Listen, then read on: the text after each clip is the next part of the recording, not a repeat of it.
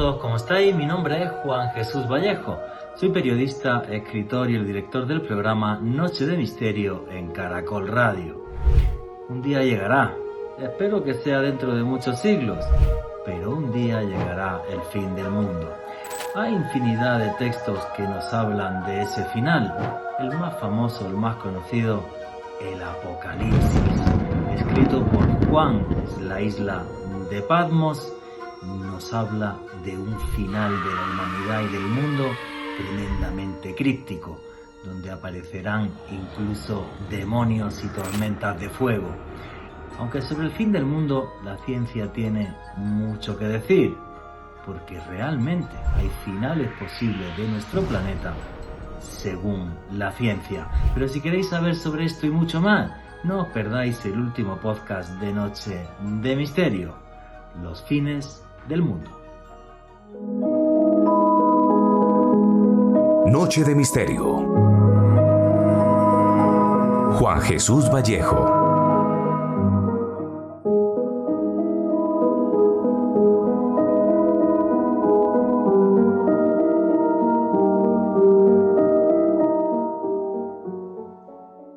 Y le fue concedido que diese aliento a la imagen de la bestia, para que la imagen de la bestia hablase e hiciese que todos los que adorasen la imagen de la bestia fuesen muertos.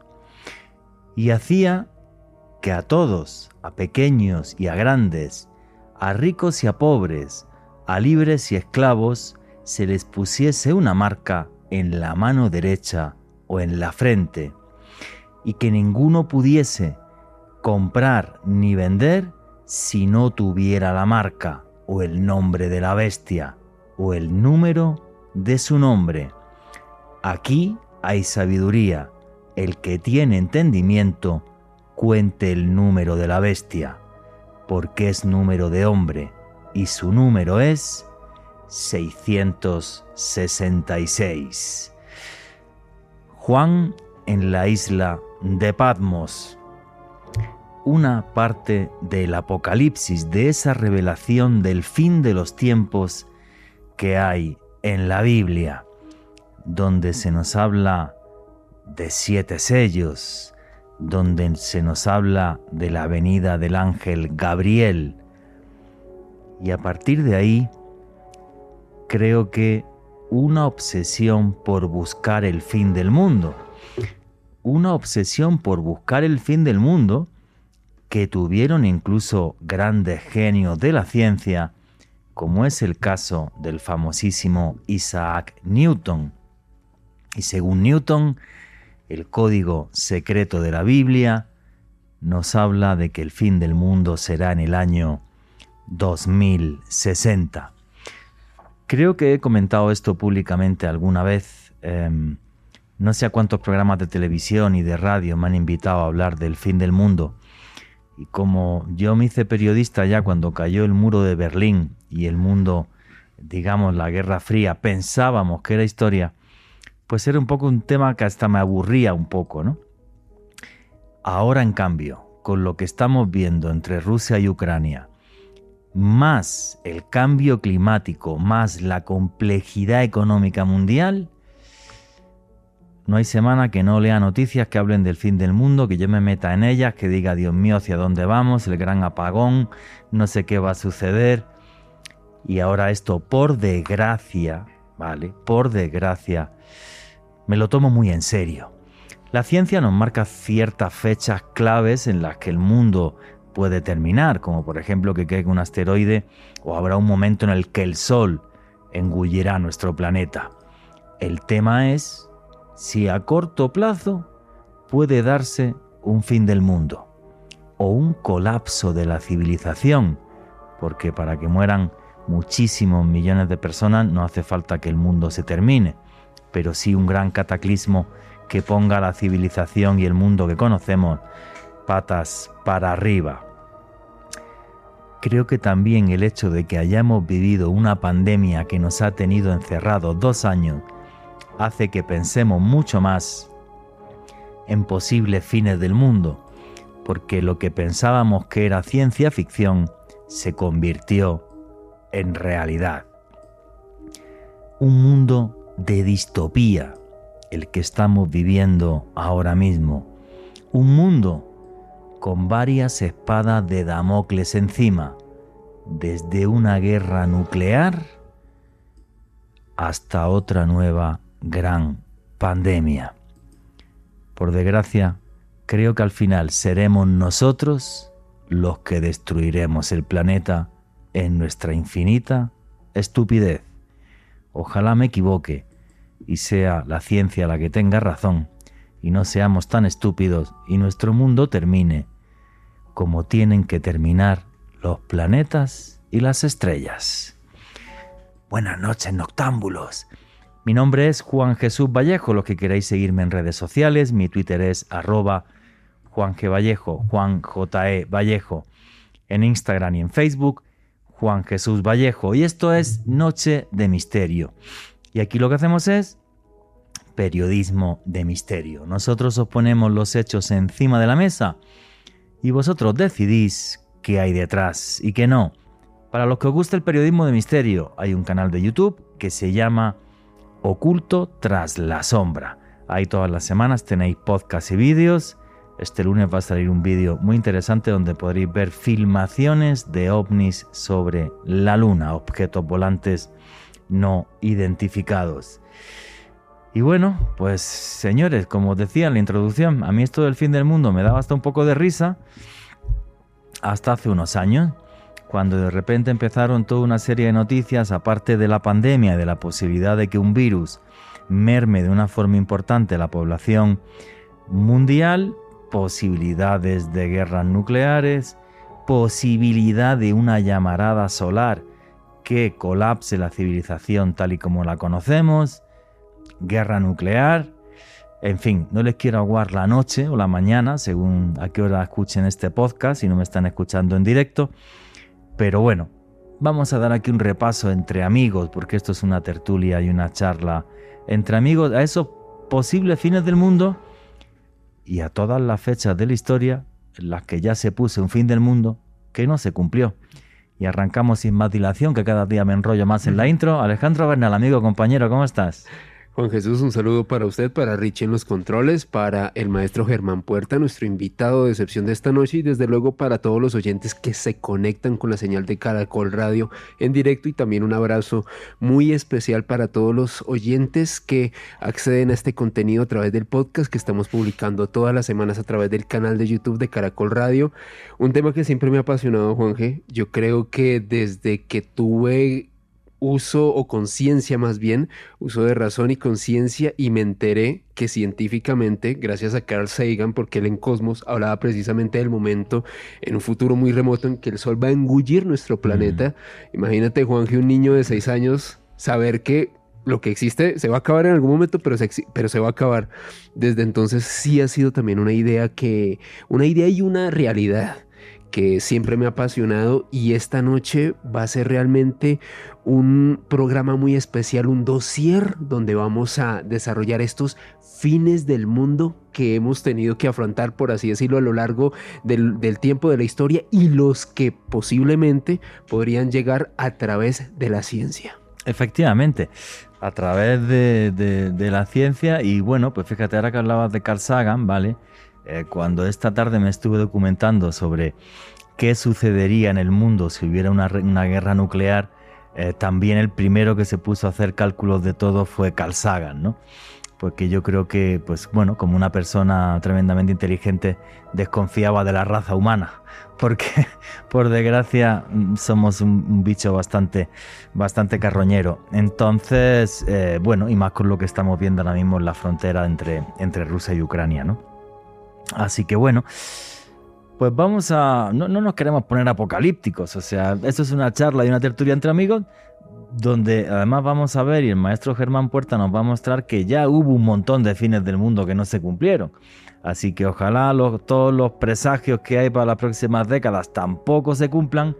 Yo me reencarne y nos tomemos una cerveza, si nos comamos un buen chicharrón por aquí dentro En el Valhalla. de un par de siglos, o en el Valhalla, pues si no nos dejan aquí en la Tierra. Pero bueno, el que escribió un libro fabuloso que tiene ahí delante, que es una especie de catálogo de posibles finales del mundo que ya hubo en la historia, es nuestro amigo y compañero Germán Puerta, que fue el director del Planetario de Bogotá y que además estos días está súper ocupado porque estamos en un fin de semana muy apocalíptico, porque estamos en pleno eclipse de luna que va a ser ya mismo, ¿no? Germán Puerta, buenas noches, amigo, compañero, ¿cómo estás? Gracias, Juan Jesús, Alejandro, qué bueno otra vez estar aquí presencial en estos estudios de Caracol. Qué bueno, caramba, qué bueno aquí. Sí, qué bueno. Sí, ya. Ya era hora, sí. Ya esas, tú sabes que a veces esas sesiones por Zoom son como sesiones de espiritismo, ¿no? Juan Jesús, estás ahí. Sí. No sí. te veo, te oigo. No, hombre, dame una señal. Y es un placer estos micrófonos, tenernos al lado, a 1,5 metros, charlando. Pues mira qué tema el que has escogido, porque realmente hay mucho que hablar. Si fuéramos a hacer un relato de lo que ha sucedido a lo largo de la historia, te necesitarías una docena de programas. Sí, claro. ¿Sí? Y bueno, y si quisiéramos desarrollar los fines del mundo, bueno, lo hablábamos antes de arrancar el programa, la gente que no se imagine tampoco cuando hablamos de fines del mundo un fin total y absoluto del planeta, porque un colapso de la civilización, como podría provocar una llamarada solar, por ejemplo, pues entre comillas es un fin del mundo casi, ¿no? Un borrón y cuenta nueva. ¿Cómo verías eso, Germán? Pues mira, hagamos un contexto sobre el tema, porque el fin del mundo, como lo conocemos ahora en tiempos modernos, era algo ajeno en el mundo antiguo, especialmente antes del cristianismo y la civilización judeocristiana. De hecho, cuando observamos en profecías o en mitologías, por ejemplo, mayas, mundos que se crean y se destruyen en el Popol Vuh, no es un final, sino que todo se renueva, vuelve a aparecer. ¿Sí? Y en este inventario que escribí hace unos años para un libro que ya no se consigue, infortunadamente, que se llama Inventario del Fin del Mundo, que lo escribí con Arturo Espina, encontré algo, la referencia más antigua es del año 2800 a.C., de una tablilla asiria. Ajá. En lo que se lee lo siguiente: nuestra tierra se ha degenerado en estos últimos días. Hay señales de que nuestro mundo está llegando rápidamente a su final. El soborno y la corrupción son comunes y los hijos no le obedecen a sus padres. Eso se escribió en Colombia, pero se publicó en Sumeria, ¿no? En Sumeria, en el tercer milenio. Pero el contexto en el que se habla aquí es un fin del reinado. Sí, corrupción, los hijos no te hacen caso, la degradación social, como un fin del mundo. Correcto. Sí, claro. Entonces, aquí lo que tenemos es un tiempo cíclico. La imagen clásica de la serpiente que se muerde la cola, todo se repite. Pero con el ascenso del cristianismo y la predominancia de la civilización judeocristiana, el tiempo se vuelve lineal, porque ahora hay una creación y un juicio final. El regreso del Mesías, el milenarismo, la nueva Jerusalén, la promesa de una redención, de un paraíso. Entonces el tiempo se vuelve lineal, y ahí desde el siglo I aparecen toda clase de profecías y eventos del fin del mundo, que se pueden destacar algunos, por ejemplo, el famoso año 1000, que ahí entraron también en una especie de locura, cesaron la construcción de las catedrales porque el mundo se iba a acabar, y después, bueno, no se acabó y las volvieron a construir. Entonces tú vas a esas catedrales del milenio y puedes ver el periodo de construcción antes del año 1000 y el periodo de construcción después del año 1000. Podemos mencionar las profecías, por ejemplo, de San Malaquías. Sí, correcto. ¿Sí? Que tú, no sé si este es el último papa el que tenemos, pero ya le habían atribuido que el último papa había sido el anterior, desde Pablo VI, creo que se está hablando. ¿Sí? Y así hay docenas y docenas de profecías que no se han cumplido. Recordemos algunas más recientes, la del cometa Halley de 1910, que se pensaba que la Tierra iba a atravesar la cola de un cometa, de este cometa que tenía un gas venenoso. Y que iban a entrar bacterias y un gas venenoso. Todo y que eso. todo no, sí, ese fue un evento muy publicitado, allí se dio pie y creo que se vendieron máscaras a miles y de cosas. Aquí, alguna vez Germán Arciniegas, hace muchos años, el famoso historiador, me comentó que él vio el cometa Halley en la Plaza de Bolívar y que se apareció un paisa vendiendo caretas anticometa. Mira, Sí. un país haciendo negocio. Un país haciendo negocio con el fin del mundo, sí. Eso está bien. Sí. Ahora, más reciente tenemos el año 2000, el Y2K, ¿recuerdas? La profecía maya del 2012, Sí, que también. dio a pie para cuánta cosa. ¿Te No, imaginas? y más de uno vendió libros, no vendió caretas, pero vendió libros y se llevó una plata importante con el tema. Sí. Exacto. Pero ahora lo que tenemos es un mundo diferente. Ahora tenemos un mundo en el cual los medios de comunicación y las visiones que tenemos de las noticias malas son Sí. instantáneas. Por ejemplo, el caso de la guerra de Ucrania, estamos viendo en vivo prácticamente Sí. lo que está sucediendo con una velada amenaza nuclear allí, que ese es un tema que es recurrente desde que existe la era nuclear de 1945, en la posguerra. ¿sí? Sí. El fin del mundo, el holocausto nuclear. Y ahora vamos a hablar de eso luego más tarde. Sí. Así que mira la cantidad de temas que tenemos para hablar de esto. No, y que esto sea una tertulia muy, muy divertida y amena y bueno, no queremos ser aves de mal agüero. El libro, que lo estuve hojeando esta tarde, el libro de Germán, ese inventario del fin del mundo, sí es muy curioso. Porque uno, sobre todo, leyendo las páginas del libro de Germán Puerta, se da cuenta hasta qué punto existe eso que se llama histeria social. O sea, cómo de repente se crea un bulo, se crea una historia o se crea una cosa y empieza el pánico y tal, y el mundo se acababa en el año 1000 y nos íbamos al carajo. Que bueno, que lo del famoso efecto 2000 pues tenía todavía una base informática, ¿no? Que si los computadores tal y nos íbamos al carajo, pero lo del año 1000 yo no sé ni a quién se le ocurrió, que fue una cosa como súper loca, pero sí. O sea, malos augurios, siempre los va a ver. De todas formas, cuando hago un programa así como este, siempre pienso lo mismo. Señores, vivan día a día, porque el fin del mundo no sé, pero nosotros mañana mismo nos podemos levantar y llega algo y chao, llega la pelona y chao. Así que sean felices y vivan día a día. Alejandro Bernal. Es que, Juanje, hablando de histerias colectivas, y creo que es un ejemplo que he citado varias veces, pero creo que este es el tema oportuno para volverlo a citar, lo que ocurrió con Orson Welles en la década del 30 del siglo pasado, Sí, leyendo La Guerra de los Mundos. Una histeria colectiva se suscitó en la ciudad de Nueva York.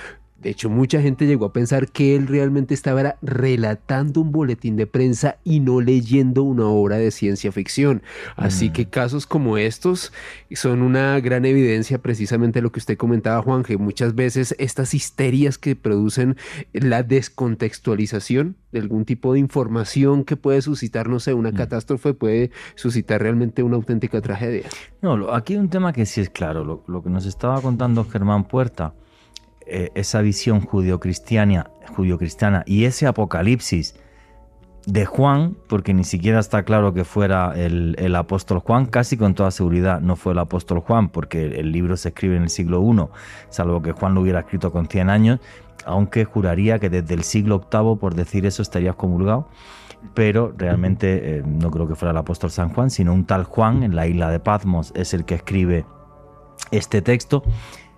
Y claro, que el mundo se fuera a acabar es algo que empujó que la gente se convirtiera al cristianismo, porque si el mundo se va a acabar, la ventaja de tener otra vida y una vida en el paraíso y de redención, pues era mucho mejor que condenarse al infierno. Es curioso porque antes también del programa estábamos comentando, yo tengo una anécdota en el monasterio de San Pablo, en Egipto.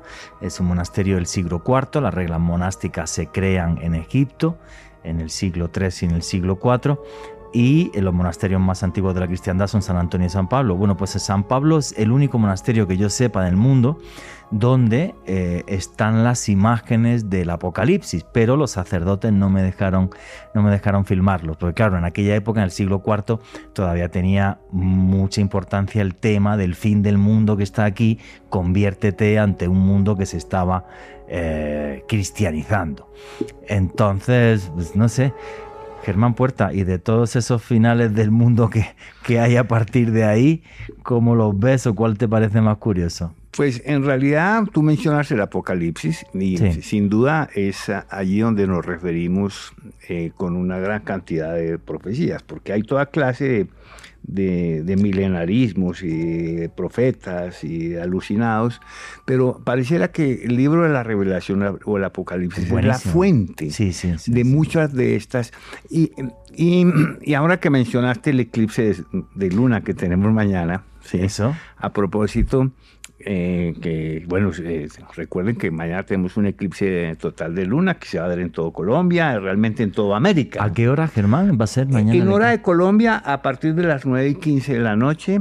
Estén atentos porque la luna llena, por supuesto es en luna llena, va a empezar a oscurecerse lentamente. Vemos la sombra circular de la superficie, sobre la superficie de la luna, la sombra de la Tierra. La sombra de la Tierra. Lo que indicaba desde tiempos antiguos que la Tierra es redonda, por supuesto.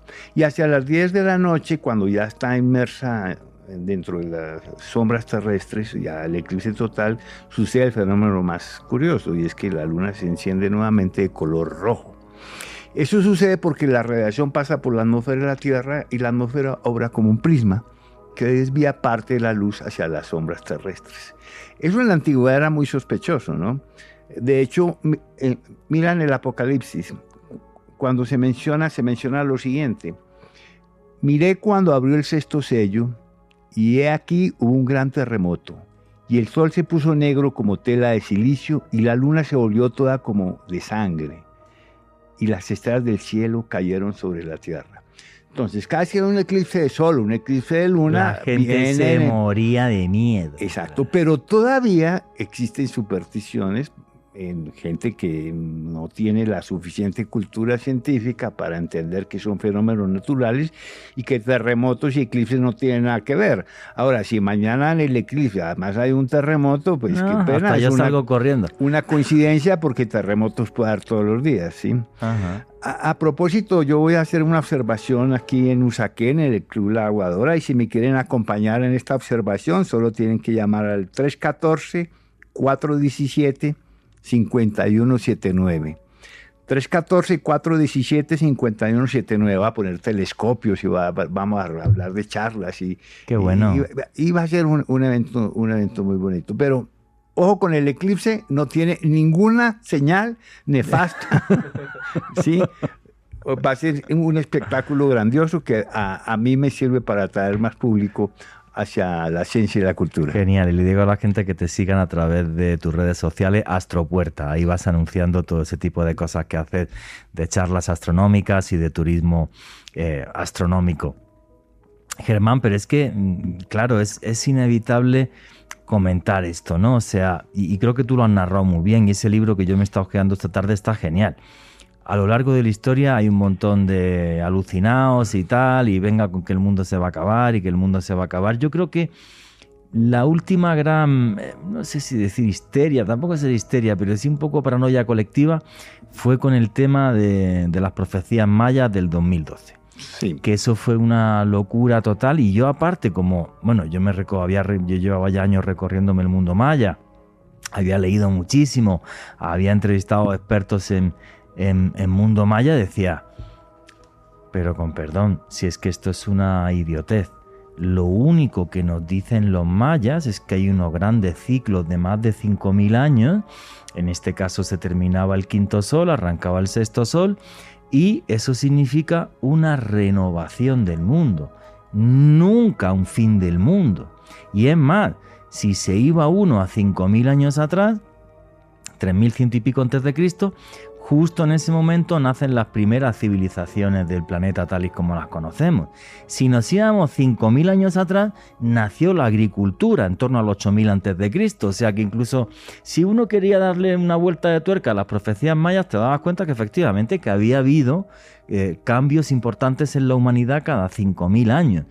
En ningún caso, en ninguno de los 3 textos, para ser exacto, juraría que eran 3, que hablaba de esta famosa profecía maya, se hablaba del fin del mundo. Solo uno, el texto que estaba completo en el Códice Tricortesiano, si mal no creo que es, hablaba de la llegada de un señor oscuro, Yolón Bocté, que iba a llegar Yolón Bocté y entonces transformaría el mundo. Sí es verdad que era un poco oscuro, pero nunca se mencionaba en ningún caso el fin del mundo. Y las otras 2 estelas que había estaban incompletas, con lo cual no se podía saber qué decían al respecto. Sí, pero mira lo que sucedió. Realmente hay una sincronización de los calendarios que nos llevan a una especie de ciclo. Sí. Que termina y se inicia y que coincidía con el 21 de diciembre del 2012. Correcto. Que es una fecha de solsticio. Pero desde los años 60, algunos, no sé cómo llamarlos, unos hippies, te acordarás de José Argüelles, ¿sí? Inclusive creo que ahí estaban personajes como JJ Benítez y esto de la nueva era y Jacques Berger, sí. Y todo esto, empezaron a visualizar que habría allí una especie de fecha clave, ¿sí? Que en la medida que se fue acercando, recordarás, la profusión de libros y de películas y el negocio que se volvió el 2012. Sí. Y ahora, no sé si te enteraste que algunas personas realmente sí se lo creyeron y construyeron unos búnkers por allá y se encerraron. Pero de eso... vendieron lo que había. O sea, realmente, como mencionó Alejandro también, hay mucho de histeria en estas profecías y en estos eventos. Especialmente porque los medios de comunicación a veces alimentan la necesidad de noticias fantasiosas y un poco irresponsables y en ese sentido pues hay mucha gente que se cree con la pseudociencia y su falta de cultura todas estas cosas. Y eso es triste, sí, efectivamente, porque yo amo el misterio, amo el periodismo de misterio, pero hacer negocio con el miedo de los demás sí me parece algo realmente nefasto. Y estamos hablando de posibles fines del mundo, de cómo a lo largo de la historia ha habido diferentes histerias colectivas en el año 1000, cómo realmente ese concepto del fin del mundo, quien lo trae y lo impone es el cristianismo, con ese libro que a mí me parece maravilloso, que es el Apocalipsis, porque es de los libros más divertidos que me he leído. O sea, es todo pura metáfora y es como una novela de ciencia ficción adelantada a su tiempo. Pero vamos a empezar a hablar ahora de posibles fines del mundo o colapsos de la civilización que realmente serían factibles, los que nos preocupan de verdad, más que a mí llegue alguien a mi casa y me diga que el mundo se va a acabar mañana porque se lo ha dicho Pepito Grillo, ¿vale? Yo creo que ahora mismo el que más preocupados nos tiene con diferencia es por lo corto plazo que pudiera ser. Sería una hecatombe nuclear, una guerra nuclear.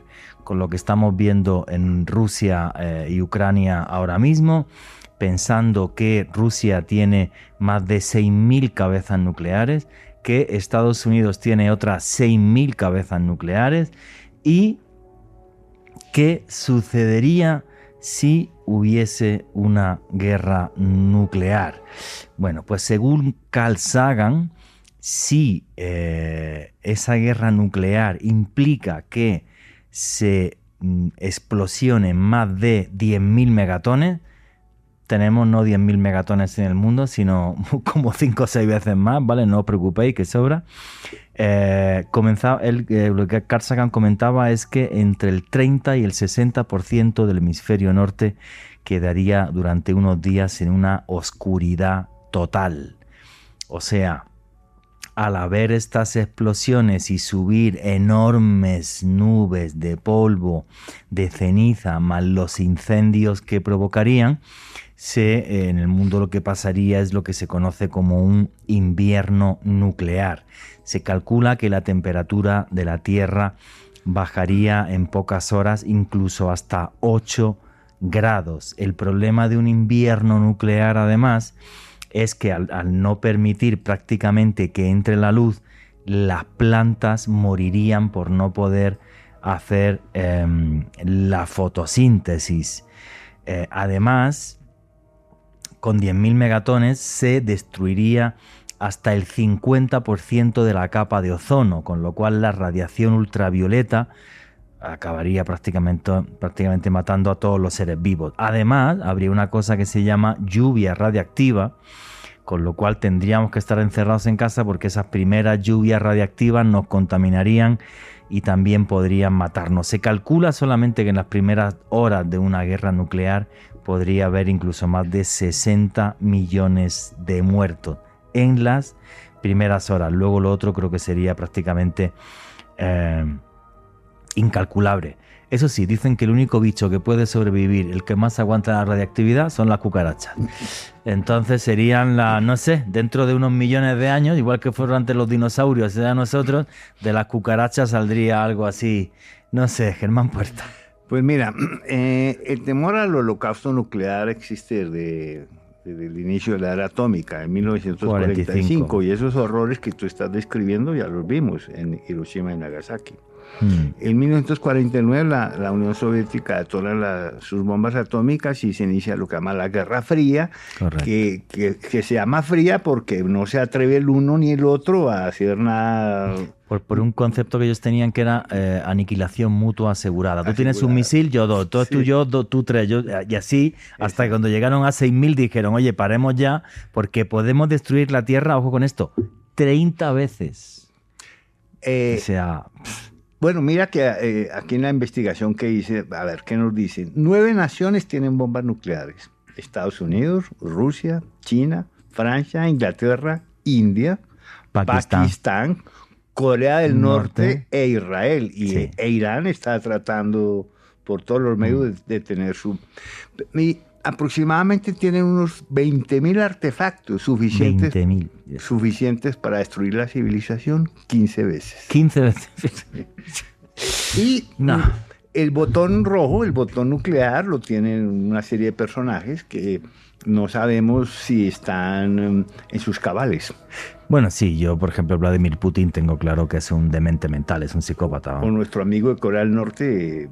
Bueno, sí, la familia Young, que bueno, es una dictadura comunista que pasa de generación en generación. Es una, como diríamos, una especie de reinado comunista, porque van gobernando padres e hijos. Y luego además una incógnita muy importante. Nadie sabe el número de armas nucleares que tiene Israel. Que el gobierno israelí dice que no tiene, todo el mundo sabe que obviamente tienen, y que no sabemos qué número de cabezas nucleares tiene Israel. Lo que sí está claro es que si hubiera ese conflicto nuclear y fuera entre Estados Unidos, porque también puede haber guerras nucleares locales, como por ejemplo entre la India y Pakistán, que no nos afectarían tanto. Pero una guerra nuclear entre lo que es Rusia, que es lo que queda de la antigua Unión Soviética, Rusia y Estados Unidos, y la detonación de 12.000 armas nucleares... Bueno, Rusia y la OTAN. Rusia y la OTAN, sí, efectivamente. Pero bueno, la OTAN, quien tiene armas nucleares es Francia, Inglaterra y Estados Unidos, con lo cual... Menos mal que los españoles no tienen, ni los italianos. Pero Franco intentó hacer una, ¿eh? ¿Sí? Franco, no sabía. Sí, Franco intentó hacer una bomba atómica, aquello fue una chapuza terrorífica, y no, al final ni bomba atómica ni nada de nada.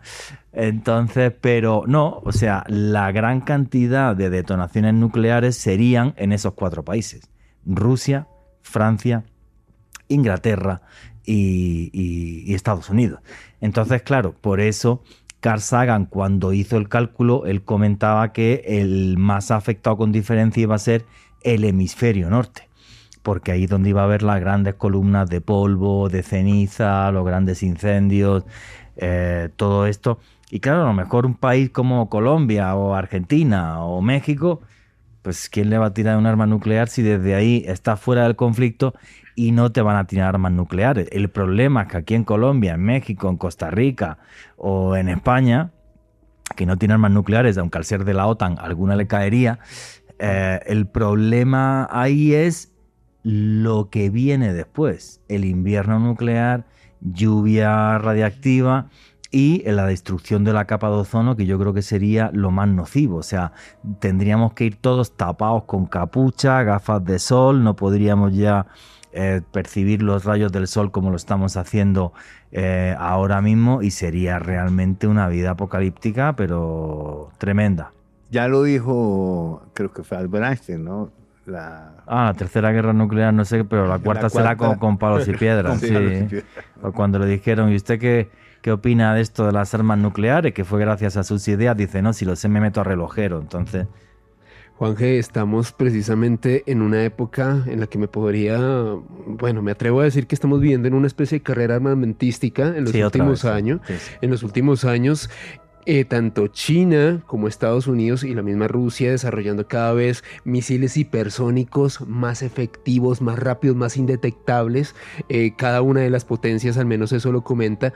Pero para mí, sin obviamente desestimar la gran amenaza que representaría una guerra nuclear, yo me atrevería a decir que si se desarrolla un conflicto a gran escala, se utilizarían armas un poco más sutiles como drones con inteligencia artificial, que hoy en día, de hecho, gran parte del desarrollo de los ejércitos de las grandes potencias se basa en ese tipo de armas. Y de hecho, alguna vez, Juanje, veíamos un video que, si bien era un video falso, era una representación de algo que podría ocurrir, un dron bastante pequeño que se podía acercar a un objetivo y darle un tiro en la cabeza a una persona que quisiesen eliminar. Es decir, armas altamente tecnológicas, muy sutiles para poder eliminar ciertos blancos con mucha precisión, ¿no? Sí, pero bueno, eso no es una hecatombe nuclear. El problema es una hecatombe nuclear. O sea, fíjate, todos estos días leyendo artículos al respecto, ¿vale?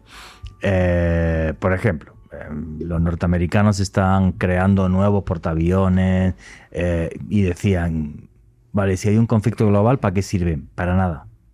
No valen para nada. Un misil hipersónico nunca se ha podido derribar. O sea, si tú mandas una flota con portaaviones y demás, un misil hipersónico nuclear acaba con una flota en un segundo. Ya no valen para un carajo. Y de hecho, Juanje, ya lo estamos viendo en el conflicto con Ucrania, que incluso veíamos antes de estar aquí frente a micrófonos, Juanje, la efectividad de cómo a través de unos misiles ya pueden eliminar tanques, unidades de tanques rusas. Es decir, ya existe una cantidad de precisión y de misiles demasiado potentes precisamente para hacer eso que usted dice. No, lo que sucede es lo siguiente, o sea, vamos a ver, porque aquí estamos confundiendo cosas, o sea, el tema es el siguiente, o sea, dentro de las armas convencionales, lo que está la gente viendo en el conflicto y el vídeo que yo os puse antes de arrancar y tal, que yo nunca había visto uno, es cómo funciona un misil Javelin, ¿vale? Que son unos misiles muy pequeñitos que se pueden disparar desde aquí, además, porque es la ventaja que tiene, que te puedes esconder dentro de una habitación y dispararlo, y ha triplicado el rango de llegada de un misil antitanque. Un misil pequeñito tiene una doble cabeza de perforación y lo que hace eso es que esa arma nada más que la tiene Estados Unidos, la fabrica Lockheed Martin y eso está triturando los tanques rusos, o sea, los está triturando. Ahora, que eso que, vale, pues genial, y ese tipo de armas convencionales que no van a parar de crecer, y la verdad que el ejército ruso está quedando muy mal en el conflicto porque pensábamos que iba a aplastar Ucrania en 3 días, que es lo que le dijeron también a Vladimir Putin, y llevan ya, ¿qué? 2 meses y pico, algo así, y no hacen nada, vale. Pero el tema es que los rusos tienen un misil, que es el Satan II, que ya no destruye una ciudad, destruye un país como Francia o destruye una región como Texas. No lo digo yo, lo dijeron los rusos cuando presentaron el Satan II, que es el misil que hicieron un ensayo balístico hace pocas semanas. Yo lo que creo, desde mi punto de vista, ¿vale? Y lo digo así de claro, es que el Satan II es como cuando los rusos tiraron la famosa bomba del zar, que ha sido la detonación nuclear más grande de la historia, que era 1000 veces la bomba atómica. La bomba del zar no era operativa, porque el avión que la tenía que llevar iba a ir tan lento que 3 niños con tirachinas se ponen a tirarle de piedras y acababan con el avión y con la famosa bomba del zar. Era un tema propagandístico.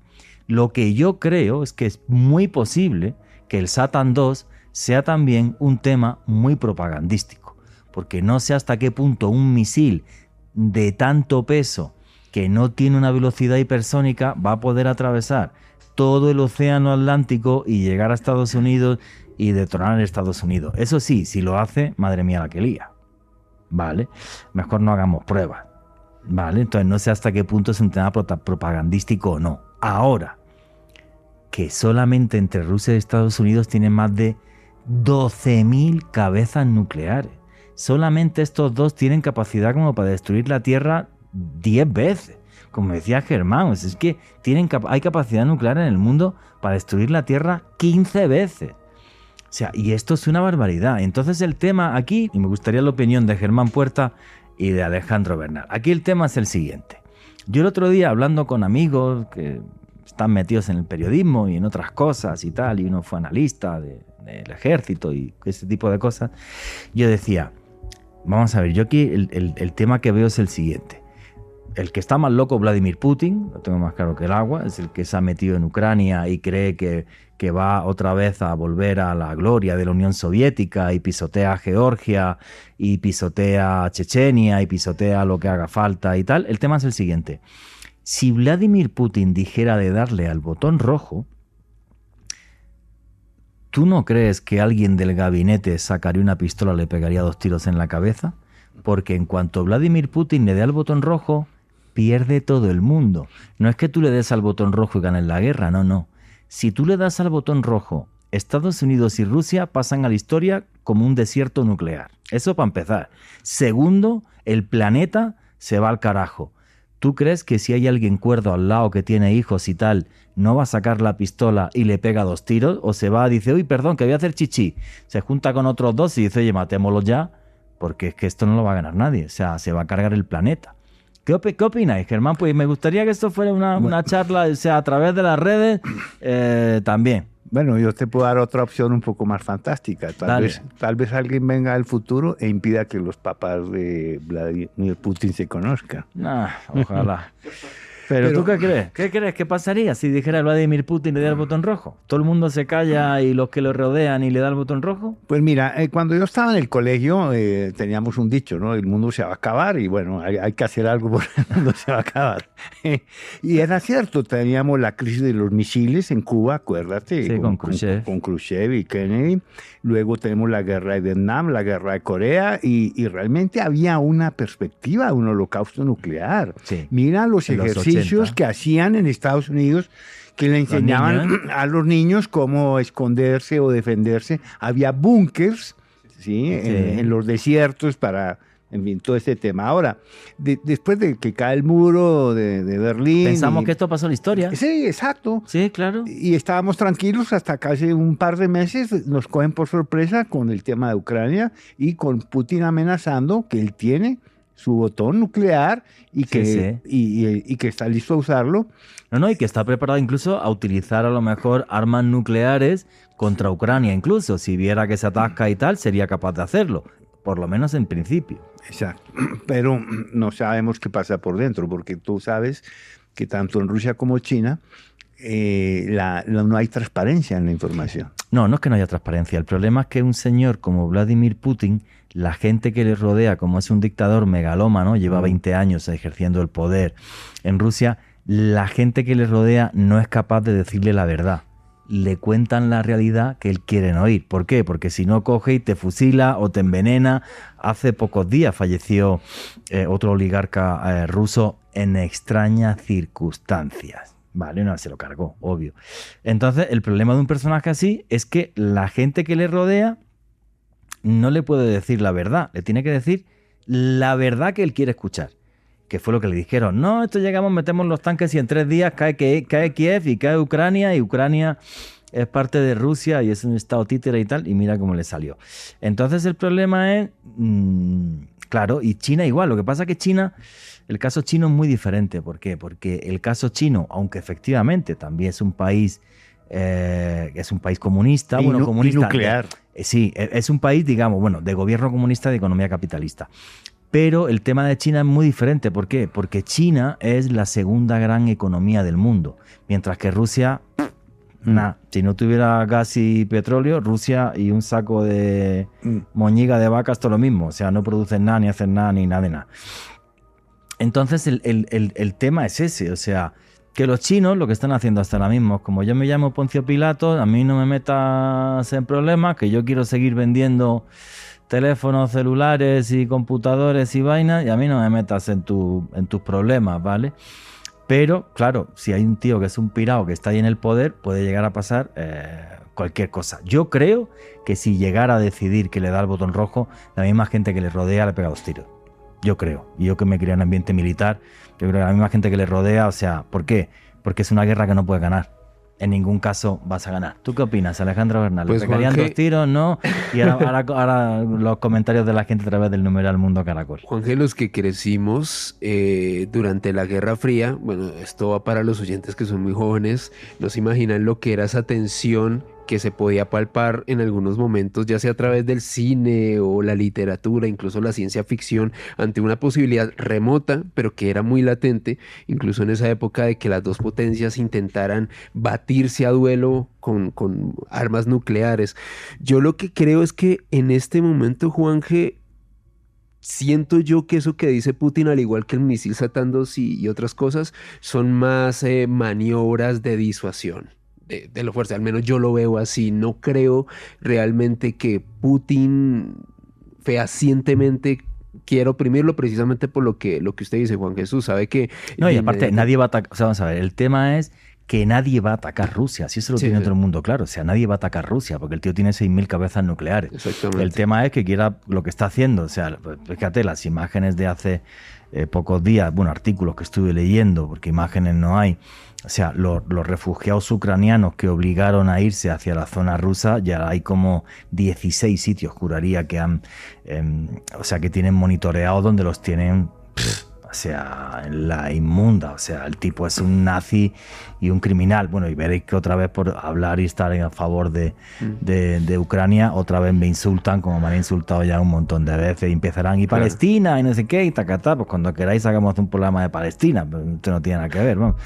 En fin, pero esto sí es heavy. ¿Hay comentarios de la gente sobre eso o no? Aquí precisamente, Juanje, de hecho, precisamente usted que estaba comentando aquí, Vladimir Vargas nos dice: la misma narrativa occidental sobre lo que está sucediendo en Rusia, deberían hablar de los otros conflictos que no tienen nada que ver con Putin. Bueno, estoy harto ya de eso, macho. Sí. O sea, si estoy hablando de eso, cuando queráis hacemos un programa de Palestina, o sea, pero estoy harto de ese tipo de comentarios. O sea, Rusia está asesinando gente en Ucrania. Entonces, ahora cada vez que tengo que decir eso, Rusia asesina gente en Ucrania, tengo que decir Israel asesina gente en Palestina, Arabia Saudita mata gente en Yemen, aquí el ELN y la FARC asesinan gente, los grupos paracos... No, pues ahora cada vez que toco hablar de un asesino, me toca hacer un listado de 67, porque toda la gente de extrema izquierda de este país, que tiene menos cerebro que un mosquito trompetero, sueltan ese tipo de cosas. O sea, lo digo así de claro, o sea, es absurdo. Ya. Entonces, no lean más comentarios porque vamos a acabar mal, ¿vale?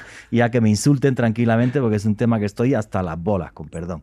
Dígame usted, Germán, y perdón por ponerme así, pero es que ya estoy harto de que me insulten por ser europeo y no sé qué, y bla, bla, bla, y... O sea, increíble. O sea, hay un tipo que asesina gente y bombardea a Kiev porque supuestamente hay nazis, y no se puede hablar de esto porque entonces eres un criminal. O sea, es un tema que... En fin, lo flipo, macho. Bueno, es claro que tenemos el tema nuclear y el holocausto nuclear otra vez en el menú, pero hay otro que forma parte también de este menú de la Tercera Guerra Mundial, que son las armas químicas. De hecho, también están en Ucrania mencionando que se han usado algo como el bioterrorismo. En fin, creo que eso toma... Y harían tal vez menos daño global que una bomba atómica. Mucho menos daño global, salvo algún tipo de arma bacteriológica de la que no tuviéramos conocimiento, ¿vale? Porque con armas químicas, un poder de destrucción tan global como tienes con las armas nucleares, con sinceridad, para nada, ¿vale? O sea, para nada. Sí es cierto que, bueno, pues es un tema que está ahí. Yo no creo que suceda, con sinceridad, porque nadie va a atacar Rusia. Lo que sí podría llegar a hacer Vladimir Putin es, en el momento en el que, si en algún momento él piensa que está perdiendo la guerra, tiene algún arma nuclear táctica en Ucrania. Yo creo que está tan loco que sí podría llegar a hacerlo, aunque él sabe que eso a nivel de condena de la comunidad internacional sería muy importante, pero no creo en principio que pase de ahí. Ahora, el tema es el siguiente: todo un loco como Vladimir Putin, le sumas otro como Donald Trump, si es verdad que se vuelve a presentar y lo reelige, y no se te haga raro. Sí. Y ahí ya sí que no haga apuesta. Ahí ya no haga apuesta. Ahí ya no haga apuesta, porque son dos personajes muy complejos. Muy, muy complejos. ¿Ese es un problema importante? Sí, claro que lo es. Sí, pero también tenemos los pequeños como Corea del Norte, que tampoco podemos desestimar que... Pero sería una guerra, o sea, Corea del Norte, mira, la dinastía Jong hizo una cosa, ¿vale? Que está muy clara. Cuando cayó el muro, ellos dijeron, para perpetuarnos en el poder, o tenemos armas nucleares o caemos. Vale. Entonces, lo tengo claro, que no se van a meter. Es más, hasta los chinos están ya hartos de Corea del Norte. Entonces, simplemente son una cosa extraña ahí. No es una dictadura comunista ya solamente, sino es una secta comunista. O sea, porque Corea del Norte es una secta donde todos aman al líder y tal, y supuestamente el tipo escribe un libro cada 3 semanas. Es que es una cosa demencial, o sea, pues es un tema completamente demencial. Entonces, una guerra local, la única guerra local que yo veo posible a nivel nuclear es India-Pakistán. Es que con el tema de Cachemira, alguno que esté ahí se le caliente el cable y hubiera una entre India y Pakistán. Es lo único factible entre comillas, ¿vale? Pero el resto no. Ahora, si el señor Trump llega otra vez al poder, Trump y Putin y cada uno tal, no lo sé. En fin, prefiero no pensarlo. Pido disculpas al aire porque me he puesto por ese tipo de comentarios, pero es que ya estoy tan harto que cuando se hable del tema de Rusia y tal, siempre haya gente insultando y de esa forma, que es algo ya que estoy harto, ¿vale? Es la segunda vez que lo comento al aire, pero es que es un tema que me parece increíble que no se pueda hablar de un conflicto en el mundo, porque tenías que mencionar los 7.300.000 conflictos que hay en el planeta, incluido el problema entre mi vecino, el del quinto, y el del cuarto, que no se llevan bien por la música, porque uno es costeño. O sea, es que es ridículo. Así que, posibles finales del mundo según la ciencia, o colapsos totales de la civilización, como provocaría una guerra nuclear a la que sobrevivirían muy poquitas personas. Ahora, hay otros peligros además de las armas nucleares en manos de una panda de locos. Pues uno, por ejemplo, es grandes terremotos, tsunamis, supervolcanes. Alejandro Bernal, ¿qué pasaría si la isla de La Palma se parte un día en dos con ese volcán que hay ahí, ese tipo de problemas y tsunamis? Pues Juan Jesús, podría suscitar un mega tsunami que produciría realmente una devastación sin precedentes en nuestro mundo. Hay que decir que la isla de La Palma es una isla de las Islas Canarias, que pertenecen a España, que están en África. Es una isla pequeñita y hace poco fue noticia a nivel mundial precisamente porque hubo una erupción volcánica. Exactamente, y esa erupción se produjo desde el 19 de septiembre del año pasado. Estuvo, digamos que en máxima actividad hasta el 13 de diciembre también del año anterior, hace unos meses. Pero aquí el tema, Juan Jesús, es ¿por qué la comunidad científica ha puesto las alertas precisamente sobre un evento hipotético en el cual una erupción volcánica de la isla de La Palma podría suscitar un mega tsunami?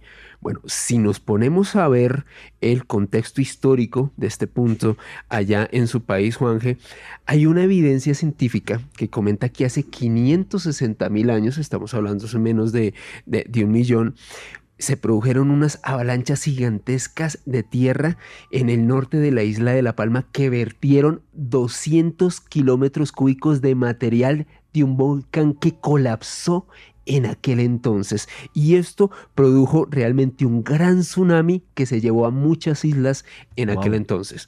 Ahora, ¿cuál es el antecedente más reciente? Resulta que hace 21 años, en el año 2001 específicamente, unos investigadores del Geophysical Research Letters, miembros de un equipo interdisciplinario, estaba Stephen Ward de la Universidad de California, Simon Day de la Universidad de Londres, comentaron que existía un porcentaje, una posibilidad menor pero latente de que un desastre relativamente similar al que ocurrió hace más de 500.000 años volviese a suceder, también con una erupción del volcán de La Palma. ¿Qué comentan estos científicos? Dicen, miren, si llega a ocurrir un movimiento telúrico lo suficientemente fuerte que se combine con actividad volcánica ingente en la isla de La Palma, hay una probabilidad remota pero existente de que se produzca un mega tsunami que pueda devastar todo el archipiélago de Canario, allá en España, la costa africana, parte de Europa Occidental, Nueva York e incluso zonas costeras de Brasil. Wow. Sí, es un pedazo de superola que llegaría hasta las costas americanas. Me imagino que algo de Europa y bueno, las costas africanas, bueno, sí, la de Marruecos ahí también está bastante habitada, con lo cual sí sería un problema. Pero mira, Alejandro, Juan, que realmente el volcán La Palma no es el único villano. Hay otros villanos y yo mencionaría... Más importante. Muchos más grandes. Yo mencionaría dos. En la caldera que está bajo la ciudad de Nápoles, en el Vesubio, ¿sí? Sí, que se llama el Campo Felguerero. Esa puede ser una explosión y sin duda la de Yellowstone, el supervolcán, que tiene explosiones, mega explosiones. La última se registró hace 700.000 años. Y eso ya el problema no son los tsunamis, sino de nuevo el bloqueo de la luz del sol por el material que sale a la atmósfera y que puede ocasionar que todo nuclear, el ecosistema altere el curso de la civilización. Para darles una idea, por ejemplo, la explosión del volcán Krakatoa, que fue tan publicitada, una de las grandes explosiones, arrojó 7 kilómetros cúbicos de material volcánico y cenizas. Pero Yellowstone arrojó 400 kilómetros cúbicos de materiales. Oye, pero el Krakatoa con esos 7 kilómetros cúbicos de ceniza provocó un invierno nuclear. Sí, señor. Sí, claro, y hay hasta una historia de un libro y tal, porque claro, de repente ese año, en 1800 y pico, no sé cuándo fue ¿me lo puedes buscar, Alejandro, cuándo fue la explosión del Krakatoa? Pues claro, aquel verano no hubo verano, fue invierno en Europa. Sí. Es una cosa súper loca, o sea que ya ha pasado. Y la ola que provocó el Krakatoa dio 3 veces la vuelta al mundo. No una ola gigantesca que arrasara el mundo, las costas de China sí la arrasó, pero una cosa brutal. Pero el tsunami que provocó el Krakatoa mató más de 30.000 personas en las costas y las islas vecinas. Sí, claro. Sí, en 1883, Juan. En 1883. Y claro, ¿no? O sea, pues imaginaros Yellowstone, que es como más media, tú has hecho 400. El año que no hubo verano. Eso es, el año que no hubo verano. Eso, Pero Juanje, hablando de erupciones que han suscitado realmente auténticos desastres y devastaciones increíbles, hay que recordar un antecedente también histórico bastante cruel y que muchas personas, incluso entrando en el ámbito del misterio, lo enmarcan como quizás la erupción que pudo suscitar el fin de la Atlántida, y fue la erupción de la isla de Santorini, de ese volcán, aproximadamente en el año 1613 antes de Cristo. Fue realmente un evento absolutamente devastador. Comentan los vulcanólogos, Juanje, que se produjo una columna de cenizas y rocas volcánicas de más de 30 kilómetros de altura, que suscitó realmente que se expulsaran 4.6 millones de toneladas de magma precisamente en ese evento que ocurrió hace miles de años. Y que fue responsable de una de las 7 plagas de Egipto.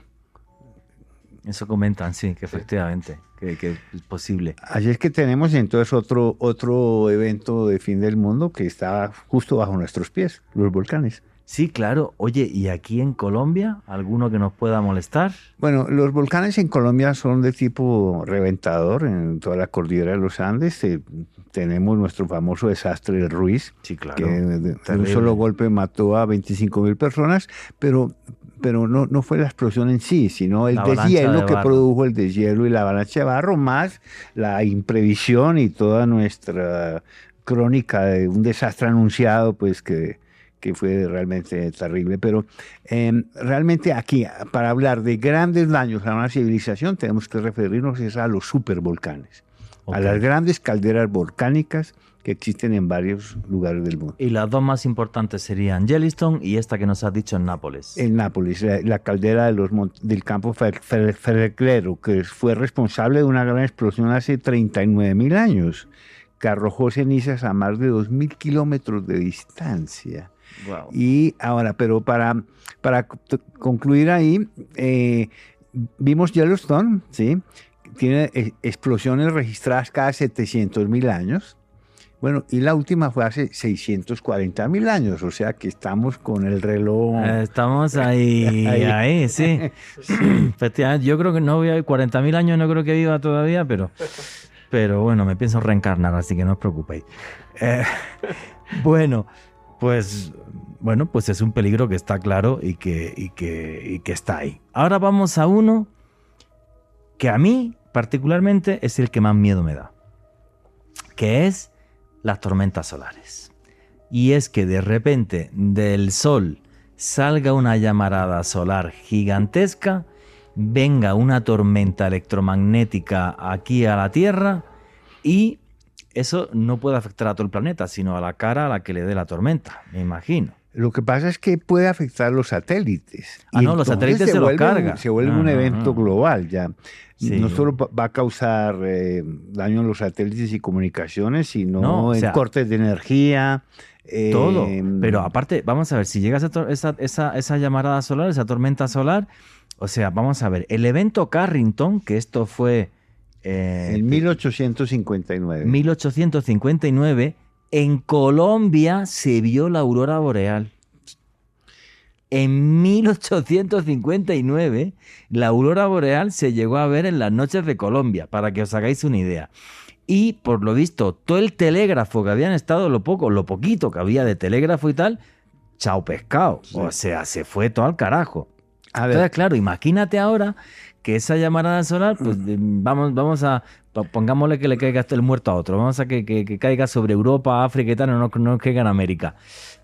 Todo eso colapsaría durante meses porque todos los coches a tomar por saco. Toda la red eléctrica a tomar por saco. Todos los satélites que hubiera arriba a tomar por saco. No, eso es devastador. Los computadores, todos los computadores y todos los PCs, toda la información que haya, chao. Pero pongámoslo, sin satélites y sin centrales eléctricas, sí. No habría electricidad, calefacción, no, ni agua, acondicionado. Ni agua, porque el agua también necesita... Pero más aún, ni internet, ni teléfonos celulares. Ni televisión, nada. Ni microondas, nada. Exacto, así de que las cosas creo que se pueden poner mal.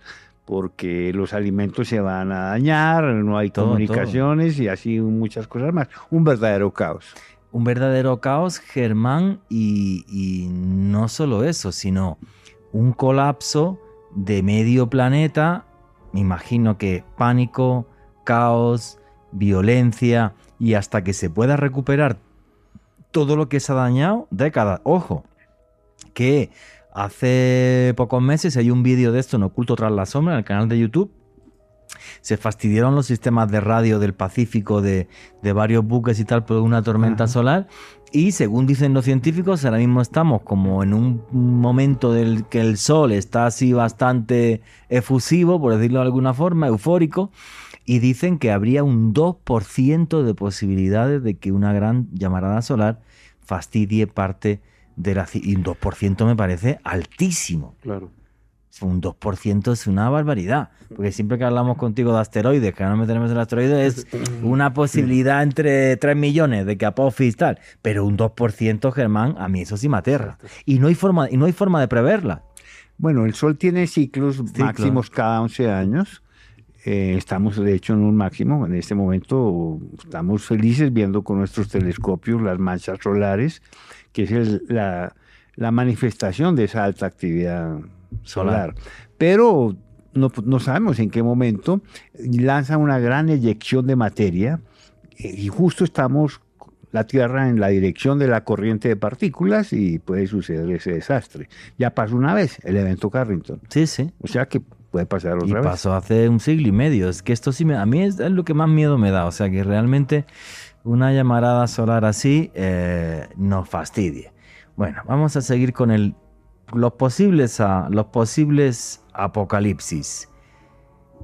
Virus. Acabamos de tener una pandemia que ha sido horrible. No me gusta ni acordarme de ella. Fíjate que lo que decía Germán Puerta hace un segundito. Qué felicidad vernos aquí otra vez en los estudios de Caracol. Qué bien estamos. Pero tú tienes un tipo como Bill Gates, que dice que es cuestión de pocos años que llegue otra. Aunque bueno, Bill Gates tampoco es que sea biólogo ni nada de esto. Pero hace un siglo ya tuvimos una, que fue la famosa gripe española, que nos echaron la culpa a los españoles, aunque la gripe era gringa, ¿vale? Aquello mató a entre 50 a 100 millones de personas cuando la población en el mundo era en torno a unos 1.800.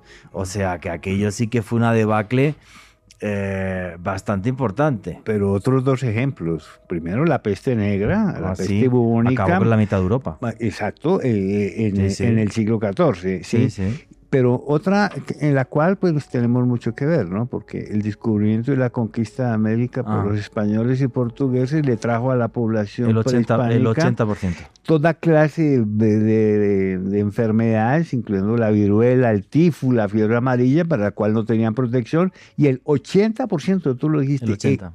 Ese sí es un verdadero fin del mundo. Sí, claro. El 80% de la población indígena Falleció por el choque falleció. bacteriológico, correcto. Sí, sí. Entonces aquí tenemos ejemplos muy claros de algo que ha pasado antes y que puede volver a suceder. Y mira, ahora con la dispersión por comunicaciones, los viajeros, mira cómo pasó con el COVID-19, que fue instantáneo, que se regó por todo el mundo. Claro. Sí, sí, y eso ya no es controlable. Fíjate, si ya pasó con la gripe española y ni siquiera había apenas aviones ni nada, era todo con barcos y tal. Entonces, imagínate, bueno, de lo que el virus del que están más preocupados los científicos con diferencia es el Nipah. El Nipah, ¿por qué? Porque el Nipah, que también es un tema de los murciélagos y tal, sobre todo en la India, bueno, pues el Nipah tiene un 70% de mortalidad. El tema es que el Nipah da, pues porque, por ejemplo, coges y pones y sacas jugo de palma datilera para beber, y si un murciélago coge y mete y para beber de ese liquidito y se riega en la garrafa, pues toda la gente que beba de la garrafa, o el 70% de los que beban, van a morir. Pero no es un virus que se contagie luego de humano a humano, ¿vale? Vía aérea, con lo cual, bueno, pues hay un brote, muere gente, pero no llega hasta ahí. El tema es que si el Nipah mutara de humano a humano, como mutó el coronavirus de humano a humano, el SARS-CoV-2, la mortalidad sería absurda. O sea, ni la gripe española ni nada de nada. Sería una cosa brutal. Y es el que más preocupa a los científicos, porque dicen que tiene una capacidad de mutación muy alta. Mucho más que el ébola. El ébola, en cambio, no les preocupa. ¿No te parece muy curioso lo que está sucediendo en China en este momento? Ese cierre de las ciudades. Sí, sí. ¿Por qué lo hacen? No entiendo. Yo no entiendo. Hay algo ahí que no sabemos. Hay un temor muy serio de otra especie de Omicron o de algo así. Yo no lo entiendo, porque es el país donde se originó el coronavirus, el primer país, además, como que la pandemia pasó y abrieron discotecas y tal. Y de repente, otra vez las imágenes de todo confinado, la gente rebelándose, vídeos de cómo cogen a la gente por la calle, cómo la agarran como si fueran perros. No entiendo nada, Germán. Yo no entiendo nada. Es algo que me deja muy loco, porque aquí, no sé, pues nos hemos vacunado y aquí estamos, que luego llegará alguna otra ola y a lo mejor nos tenemos que volver a poner el tapabocas, y yo creo que ya pues todos los años nos va a tocar vacunarnos sobre esto. Vale, sí, todos los años una de recuerdo nos va a tocar. Pero listo, yo tengo ya las 3 vacunas, ya pasé el coronavirus, o sea, yo ya le temo más a la tormenta solar. ¿Querías comentar? La comunidad científica Juan G. Germán y oyentes también establece que la destrucción de bosques tropicales, la intensificación de la ganadería y el comercio de especies silvestres, sin lugar a dudas, suscitan a que se propaguen patógenos que podrían a su vez generar una nueva pandemia. Hay que recordar, Juan G., la cantidad de hectáreas que se están deforestando en este momento en la Amazonía, principalmente en Brasil y bueno, también en partes de nuestro país, así que ese también podría ser una causa de una posible pandemia a corto plazo. Efectivamente, ese ataque que le hacemos sistemático a la biodiversidad nos está atacando también a la vez a nosotros, ¿vale? O sea, es un tema, es un sin parar. Y Juanje, y algo que hablábamos detrás de micrófonos, algo que se conoce como el permafrost, en el norte, allá en Europa. Pero eso cuando nos metamos en el calentamiento global, no te adelantes. No te adelantes. Que es lo que... que se comenta, dando como una pequeña pincelada para luego abordarla. Si se derritiera este tipo de capas, podrían volver a la vida virus para los cuales no... No hace falta el permafrost, te explico. Vamos a ver. El tema es que en el deshielo que hubo, que está sucediendo en la Antártida, y el deshielo, por ejemplo, que está sucediendo en algunos glaciares del Tíbet, hasta hace muy poco, los biólogos lo que pensaban es, bueno, pues si sale un virus que tiene 50.000 años, o 20.000 años, o 200.000, o 1.000.000 de años, no pasa nada porque está inactivo y no se va a poder esto, o sea, no nos va a afectar. Hasta que hace un año hicieron un experimento y cogieron uno de estos virus y en condiciones adecuadas el tipo se puso pero con todo el superpower del mundo. Y ahí los biólogos dijeron, ahí va, que pensábamos que esto no podía ser un problema, pero resulta que si un virus de esto está en el hielo de la Antártida, cae al mar y en el mar encuentra las condiciones adecuadas para poder revivir y ponerse aquí potente, lo mismo se acaba con la humanidad, efectivamente. Es eso. El tema del permafrost sería para el cambio climático. Ahora, lo del tema de los virus, sí, se pensaba que no era un gran problema y además revivieron también unos que encontraron en el Tíbet. Precisamente los cogieron y dijeron, pues esto no va, y los revivieron. Entonces, claro, es un tema que pensábamos que no, pero que sí, que nos puede fastidiar, pero bien. Efectivamente. Y ahora si queréis, sí, nos metemos en el calentamiento global. Estos son los problemas del calentamiento global. 1, el tema de los virus. 2 no, esto... 2, 3, 4 y 5. 2, 3, 4 y 5, sí, o sea, no voy a enumerarlos todos. Otro, el que decía Alejandro Bernal, el permafrost. El permafrost, que es que la tierra de Siberia está congelada y en Canadá hay parte de tierra congelada y debajo, en zonas pantanosas y todo esto, pues hay un montón de metano. El metano es como 30 veces, creo, produce 30 veces más efecto invernadero que el CO2. Bueno, y hay un científico norteamericano que vive en un búnker, que dice que todos los cálculos están equivocados y que el permafrost en 3 o 4 años sale todo el metano que hay en el permafrost y que nos vamos a tomar por saco, ¿eh? Pero así. Sí, bueno, al entrar en el tema del calentamiento hay que hacer se trata del CO2 que se arroja a la atmósfera y que produce un efecto invernadero. Antes de la revolución industrial, o sea, siglo XIX, siglo XVIII, teníamos alrededor de 280 partes por millón de CO2 en la atmósfera. Pero la cifra comenzó a subir rápidamente cuando empezamos a quemar petróleo, gas y carbón para automóviles y la industria y la energía. Y esto se disparó. En 1958 teníamos 315 partes por millón. Ahora en el 2021 tenemos 395 partes por millón y aumenta 2 partes por millón cada año. ¿Esto qué significa? Que la temperatura global media, que era de 13 grados y medio, ahora ronda los 15 grados.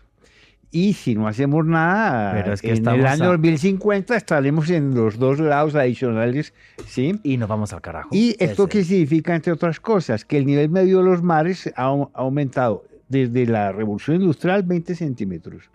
Y de aquí al 2050 aumentaría otros 30 centímetros, lo cual inundaría además ciudades y pueblos costeros en todo el mundo, desplazando millones de personas, salinizando fuentes de agua potable y descongelando todo lo que está congelado, incluyendo casquetes polares en Groenlandia, en el Ártico, en la Antártida, y por el estilo. Es el problema, lo que están hablando los científicos, o sea que en el año 2048 entraríamos en un punto de no retorno, pero que con los informes del año pasado, que además recuerda que hicimos un programa sobre eso, que tienen el podcast, en la playlist de Caracol, Que ya no es el 2048 ni el 2050, Germán. Sí, en el reciente informe de Naciones Claro. Unidas, la sorpresa es que nos adelantaron Efectivamente, nos adelantaron esa fecha esa fecha. y dijeron, cuidadito, que ya no es el 2048. O sea que os ponéis, o sea, yo lo que las últimas cosas que he leído es como que en torno al año 2030 o empezamos a bajar drásticamente y seriamente las emisiones de CO2 o nos podemos ir al carajo, pero sin ningún problema. Bueno, pero el problema que tenemos es que el asunto se ha complicado porque vemos que las sucesivas cumbres climáticas que se realizan, qué sé yo, París, Madrid, Copenhague, Sí. La sí. politiquería, bla, bla, bla, bla, bla, bla, bla, pero nada.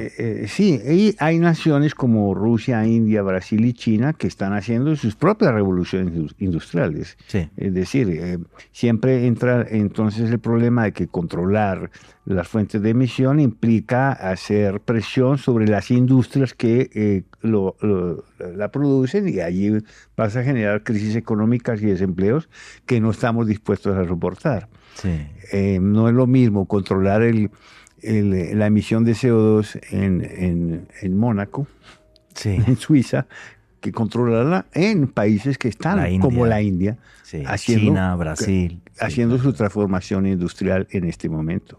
Sí, juraría que como el 80% del CO2 del mundo lo emiten solo 8 o 10 naciones. Es una cosa absurda. O sea, solamente China creo que es más del 20% del CO2 del mundo. Pero Solamente China. hay otro problema, y es que la población mundial desde el año 1950 se ha duplicado. Sí. Y ahora ronda los 7.800 millones de habitantes y diariamente, esta cifra va a sorprender a los oyentes, diariamente aumenta 220.000 habitantes cada día. Es como la ciudad de Ibagué cada día. No, pues Entonces, y la demanda que toda esta población necesita es por energía. sí, claro. Sí, porque comida hay de sobra para todo. El problema es la energía, efectivamente.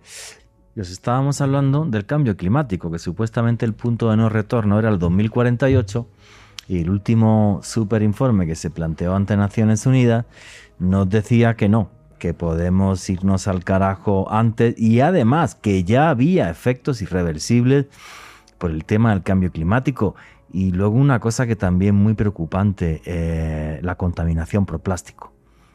Es muy fuerte esto. Resulta que, bueno, pues si hubiera un desastre total y nos fuéramos al carajo, ¿sabéis lo último que quedaría de la civilización humana? El plástico del mar. Se calcula que como hasta 60 millones de años, algo así. Una cosa increíble, pero increíble. Y otra cosa también que me parece muy fuerte, que es que ahora mismo uno va a hacer chichi y orina microplásticos. O sea, todo lo tenemos ya y ni siquiera está claro eso de qué forma nos afecta, no nos afecta. Entonces tenemos el tema de el cambio climático y luego la contaminación tan absurda, sobre todo la de plástico, y ya tenemos hasta una isla de plástico gigantesca en el Pacífico, y todo eso obviamente va a seguir fastidiando todo lo que son los ecosistemas de la tierra, la acidificación de las aguas del mar. Es un problema tremendo porque realmente donde se genera la mayor cantidad de oxígeno para nuestro planeta es en el agua del mar, por las diatomeas. Y entonces, claro, si seguimos así, mal vamos. Eso sí, quiero comentaros una cosa que os puede parecer loca, a lo mejor dentro de 30 años no lo es, que ya hay varios proyectos para poder saltarnos el cambio climático. Dos de ellos muy importantes. Uno, aunque no hay un consenso científico ni mucho menos, que es soltar una especie de polímero por encima de la atmósfera, en la estratosfera, y que ese polímero, ese polvo, haga que entren menos rayos de sol. Y entonces haría que el mundo no se calentara tanto. Y el segundo proyecto, que es el más loco, pero dicen que sería más barato, que es poner enfriadores gigantescos y enfriar la Tierra. Bueno, También está desarrollado ese proyecto. aquí el problema tú ya lo mencionaste, y es que pues, Sí, podemos hacer cosas que son evidentes, cambiar nuestra forma de consumir y de producir la energía con energías limpias. Sí.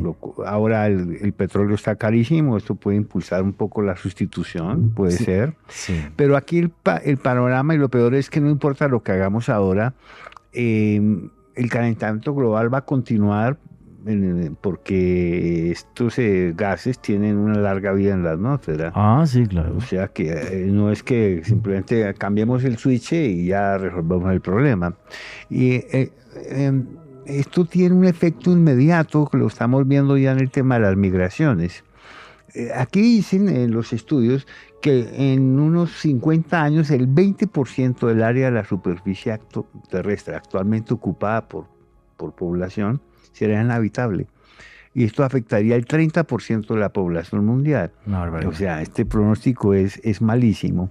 Pero hay una realidad que es patente, hablando del fin del mundo, a este respecto. Y es que el fin del mundo ya le llegó a los osos polares.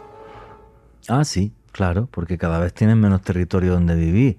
Y anda que las imágenes que se han visto famélicos y pasando hambre y tal, durísimas. Y en los últimos 40 años, el número de especies que se han extinguido equivalen a una extinción masiva de estos periodos anteriores, en esta nueva era que llamamos el antropoceno. Y es que hemos La época del hombre. hecho una transformación del planeta a escala global. A nuestro antojo. A nuestro antojo, exacto. Sí. No, pero eso que dices, Germán, sí me parece para reflexionar. O sea, hasta qué punto nos estamos cargando el planeta de una forma brutal, qué cantidad de especies se han extinguido ya por nuestra acción sobre el planeta y que realmente tenemos que sentarnos y esto hay que cambiarlo. Que no va a ser fácil, ¿eh? Porque Bueno, el problema es que la pobreza energética equivale a pobreza también económica y este es un gran problema porque ahora mismo las energías renovables, y esto es que voy a decirse que es polémico, que hay que seguir trabajando en ellas, hay que seguir apostando por ellas, hay que seguir implantando y poner paneles solares y poner centrales eólicas y todo lo que la podamos. descarbonización. Efectivamente, pero el problema es que todavía las energías limpias renovables no son capaces de sustituir a las energías fósiles. Por eso, países como Estados Unidos, como China, como Francia, están apostando por los nuevos tipos de centrales nucleares, porque la energía nuclear no emite CO2. Yo sé que lo que estoy diciendo es muy polémico y hay gente que me va a criticar, obviamente, pero hay mucha gente que ya por eso, y por eso se intentó en la Comunidad Económica Europea poner la energía nuclear como una energía limpia. Pero Claro. parte de la solución, lo dice Naciones Unidas en su informe, está también en la educación ambiental. Sí, Afirman que hay que declarar una emergencia climática que permita que los gobiernos locales y nacionales vuelquen recursos para realmente hacer una educación. Necesitamos integrar más cultura ambiental a escala territorial. Pero esto tiene que ser a nivel global, no basta con que simplemente aquí lo hagamos, porque tiene que ser todo el planeta el que se tome conciencia y que los gobiernos actúen. Este es un problema de los estados, de los gobiernos, no de las personas. sí, sí. El problema es ese, o sea, que se reúnen en diferentes cumbres y demás, pero tienen que tomar decisiones muy, muy claras. El problema es que hay decisiones como la de la energía nuclear que son muy impopulares. Entonces, claro, no, esto va a ser un problema. Yo me estoy acordando ahora de la película esta, No mires hacia arriba. Así, ahí Vale. entramos en los asteroides.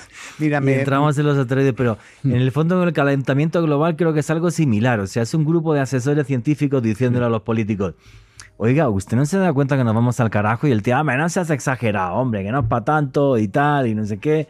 Y me huele a lo mismo, pero bueno, ya que lo has dicho, pues arranquemos con el tema de los asteroides, Germán. Bueno, me han preguntado por el eclipse de mañana. Y el Recuerden, si me quieren acompañar a la observación aquí en Bogotá, pueden comunicarse al 314-417-5179.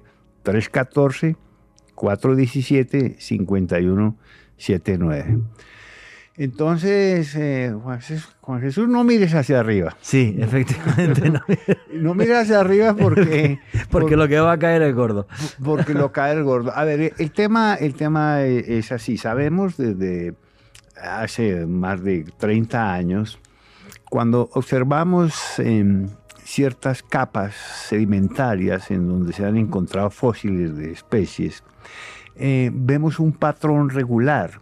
Es como si estas extinciones masivas de las que hablamos ahora fueran periódicas, tuvieran un mecanismo de suceder cada 60 millones de años. Uh-huh. Y asociadas a esas capas hay un material, un elemento que se llama el iridium, que es escaso en la Tierra, pero abundante en los cometas. Uh-huh. De allí surgió la idea de que periódicamente cometas invaden el sistema solar interior e impactan los planetas, ocasionando estos desastres que, como sabemos, los dinosaurios los sufrieron hace 65 millones de años.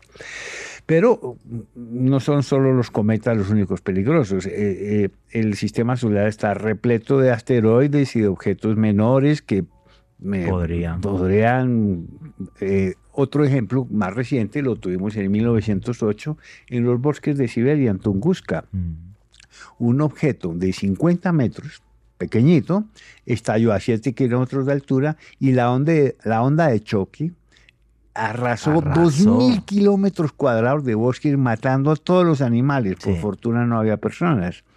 Inclusive aquí mismo en Santa Fe de Bogotá, en el año 1687, lo que se conoció como el año del ruido o el tiempo del ruido, también sucedió un fenómeno como este. Lo vimos en Chelyabinsk, en Rusia, sí, en el 2013.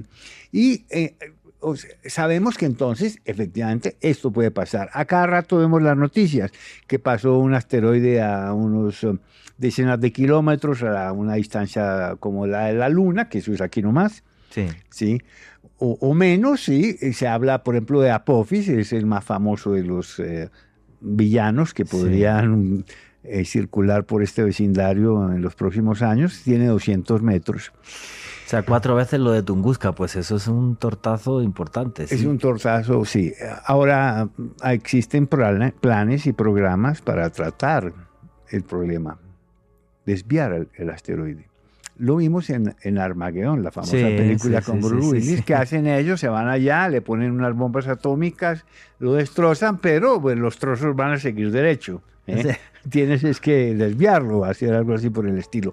Pero en realidad, verdad, entre los villanos del espacio exterior, además de las erupciones solares, los asteroides también tienen asteroides y cometas también tienen su protagonismo. Porque hay una cosa que yo te he escuchado decir a ti que me parece buenísima, y es que dices, o sea, un asteroide va a llegar, el único tema es que no sabemos cuándo, pero que uno destructor va a llegar es cuestión de tiempo, 1.000.000 de años o menos, o 500, o 100, o 50, no sabemos, pero que va a llegar, va a llegar.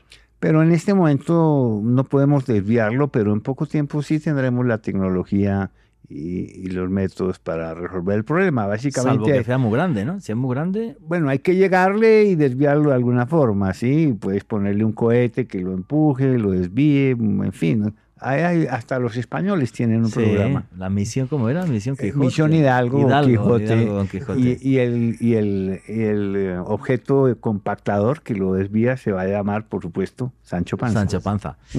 Pues confiamos en la tecnología española, que parece que no, pero sí hemos hecho cosas bastante importantes, sobre todo en energía renovable, por cierto, por ejemplo. Sí. Somos una potencia mundial, sí, efectivamente. Pero bueno, pues ahí tenemos los asteroides y una cosa de la que prácticamente nadie habla. ¿Podría llegar el caso de una glaciación, Alejandro Bernal? Y efectivamente, Juan G., este era un tema que hablábamos con Germán antes de arrancar el programa. Y decíamos que si bien científicamente es complicado comentar exactamente cuándo iniciaría una nueva glaciación, en lo que tenemos que basarnos es qué eventos climáticos podrían suscitar un descenso dramático de temperatura y otros fenómenos atmosféricos muy complicados en nuestro planeta. Pues resulta, Juanje, que recientemente en la revista Nature se publicó un artículo por parte de una gran cantidad de expertos que nos comentaban el descenso de la actividad de la corriente del Golfo. Para contextualizar a los oyentes, la corriente del Golfo, una corriente que surge desde el Golfo de México, va hasta el hemisferio norte, hasta Europa, es, en pocas palabras, para resumirlo tranquilamente, una corriente que regula el clima del hemisferio norte y que permite que sea un poco más vivible. ¿Qué pasa de acuerdo a estos investigadores? Pues desde los últimos 50 años, Juanje, Germán y oyentes, se ha establecido un descenso de la actividad de esta corriente entre un 15 y un 20%. Wow. Es decir, se está registrando científicamente que esta tendencia va a la alza. Ahora, históricamente, ¿qué ha pasado cuando una tormenta cambia? Digamos, en este caso, cuando una corriente cambia dramáticamente. El último evento registrado de un evento, valga la redundancia, estas características, ocurrió hace 20.000 años, en nuestra última glaciación. Resulta que, bueno, se produjo un cambio de balance en la densidad de las aguas del Atlántico Norte y las del Sur. Esto suscitó esa glaciación hace 20.000 años, y lo que nos dice la comunidad científica es, ojo, no estamos diciendo que vaya a ocurrir una glaciación al uso, pero sí podría ocurrir un descenso dramático de temperatura en el hemisferio norte que haga que literalmente muchas zonas del viejo continente y de la parte norte de nuestro continente sean invivibles si esto llegase a descender más respecto a la actividad de esta corriente del Golfo. No, es un tema súper curioso en el sentido de que es algo de lo que apenas se habla, aunque hace unos años hubo un bestseller que iba sobre esto, y efectivamente, si hay una inversión en ciertas corrientes, como es la corriente del Golfo, pues sí, claro que puede haber una glaciación, efectivamente, que haga un frío en el norte, y aquí tendríamos un clima como el de ahora mismo, como el de España, una cosa así. Sí, una cosa. Me imagino, Germán. Pero es que Terranova, que es una tundra congelada, está a la misma latitud que Inglaterra. Y Europa realmente tiene esa temperatura por la corriente del Golfo. Claro, Nueva York está a la misma altura que Madrid y hace mucho más frío en Nueva York que en Madrid, claro. Pero mira, esto ya pasó, y pasó en el siglo, no hace 20.000 años, pasó en el siglo XVII, lo que se conoce como el mínimo de Maunder. Durante 50 años las manchas solares prácticamente desaparecieron, lo que indicó una baja muy sostenida de la actividad solar, que produjo un enfriamiento del planeta, que tuvo una crisis en toda la producción agrícola. Tremendo. Fue tremendo. Se conoce como el mínimo de Maunder porque la descubrió un astrónomo solar revisando testimonios y registros históricos de la época. Ahora, esto no podemos pronosticarlo. No podríamos saber si dentro de 10 o 20 años el Sol va repentinamente a tener un bajón en su actividad de largo plazo que afecte realmente el planeta con un descenso de la temperatura global. Fíjate, nunca había leído sobre eso, me parece. El mínimo de Maunder se llama. El mínimo de Maunder, me parece súper curioso, aunque bueno, que bajara un poco la actividad no nos vendría mal por el cambio climático, que nos bajara la actividad unos 50 añitos, a ver si nos ponemos de acuerdo. Lo que pasa, Juanje, es que estos mismos científicos que nos hablan de este descenso de la actividad en la corriente del Golfo dicen que zonas como Gran Bretaña y parte del norte de los Estados Unidos serían literalmente invivibles por el descenso dramático, y aparte de eso se suscitarían super tormentas que serían muy difíciles de hacerles frente debido a este descenso de actividad en esta corriente. O sea que a lo mejor también habría como super huracanes y cosas así. Bueno, que ese sería otro de los grandes peligros del cambio climático, los super huracanes. O sea que fíjate que el número de huracanes ha ido subiendo en los últimos años por culpa de todo esto, pero que podrían llegar a haber super huracanes, pero terroríficos. ¿Y qué me dices de los incendios forestales como en California claro. en la cuenca amazónica? No, terrible. Sí. Terrible, terrible. Faltan ya muy poquitos minutos para terminar y habría solamente una cosa de la que no hemos hablado. Colapso económico. Un gran colapso económico. Vivimos en una economía donde la economía financiera es 10 veces más que la real, o sea, es un mundo económicamente inventado tal y como nos interesa, y personajes, ¿cómo se llama el autor del libro este? ¿Nouriel Roubini? No, Padre Rico... Robert Kiyosaki. Robert Kiyosaki, efectivamente. Autores como... Muchas gracias, Alejandro. Autores como Robert Kiyosaki nos están comentando continuamente, viene una gran depresión, y Nouriel Roubini, también uno de los mejores economistas del mundo, conocido como Doctor Desastre, porque fue el único que predijo realmente la crisis del 2008, también está diciendo, cuidado que viene una gran depresión y que esto va a ser una década, pero vamos, como nunca hemos visto.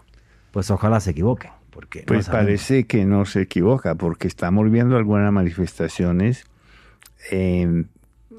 Pareciera que el circuito de la economía mundial se está afectando. Sí, ¿viste la crisis de los contenedores? Bueno, esa brutal. Ahora la inflación, que es en parte producida por el tema de Ucrania. Sí, es brutal. Algo que me afecta a mí particularmente es que pues yo soy escritor y prácticamente escribo 1 o 2 libros por año, y ahora los editores nos están diciendo es que hay una crisis del papel. No hay papel, no hay papel. Exacto. Sí, sí. Y entonces estamos viendo cosas que son que no pensábamos nunca. Que no lo pensábamos. No lo pensábamos. Y están sucediendo. Sí, sí, Germán, es una cosa súper loca. Sí. O sea, entonces podría haber un gran colapso económico porque toda nuestra economía se basa en unos acuerdos que son los Bretton Woods de 1944, y eso ya está muy anticuado. Pero claro, si los cambios, Estados Unidos pierde poder económico en un momento en el que China está despuntando. Y esto también es una locura. Entonces, gran colapso económico mundial. ¿Podría llegar a pasar? Pues lo que está diciendo Germán Puerta, yo estoy totalmente de acuerdo con él. O sea, no solamente hay grandes economistas que nos están diciendo que cuidadito que estamos al borde, sino que además lo que estamos viendo es eso, o sea, desabastecimiento mundial, inflación, falta de productos básicos como es el papel, países como los de América Latina o aquí Colombia, donde hay una gran cantidad de productos importados, pues todo un desastre, pues porque no llega nada. Entonces, no sé, yo creo que lo que tenemos que hacer en tiempos tan convulsos como estos es tener una capacidad de adaptación enorme hacia lo que pueda venir, porque realmente no quiero ser pájaro de mal augurio, pero sí son tiempos complejos. Son tiempos complejos, eso sí es verdad. Bueno, yo quiero ya llegar a una conclusión interesante. Dale. Sí. Miren la cantidad de temas que hemos abordado hoy. Sí, hemos aprendido un montón. Sí, claro. Sí, pero en realidad creo que una parte en la solución, y buena parte de la solución, está en nosotros mismos, en integrar más cultura y más ciencia en la sociedad, en las comunidades, a escala territorial. Tenemos que entender los temas de la ciencia y la cultura, y tenemos que irradiar ciencia y cultura por todos lados, incluyendo cultura científica, cultura tecnológica y cultura ambiental. Sí, necesario, ¿sí? Y es, en buena parte, de los problemas que tenemos, están basados en la ignorancia, en la falta de cultura. En eso estamos los divulgadores y eso hacemos en programas como el tuyo.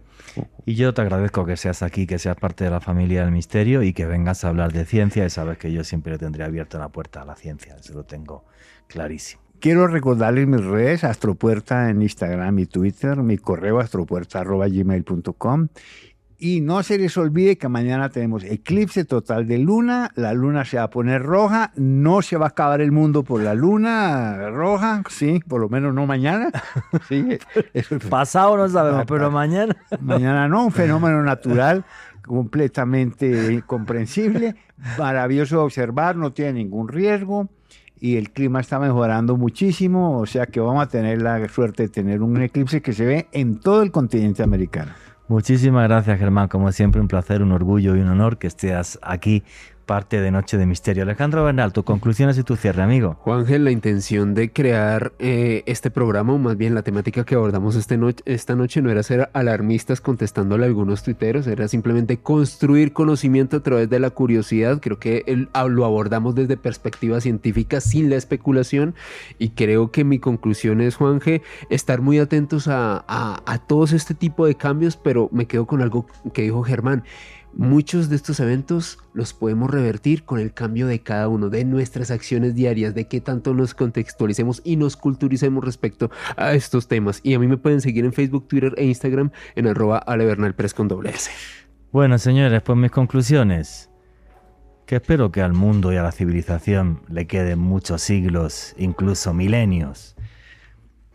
Que intentemos ser felices día a día, porque no sabemos el fin del mundo, pero nuestro final puede llegar mañana.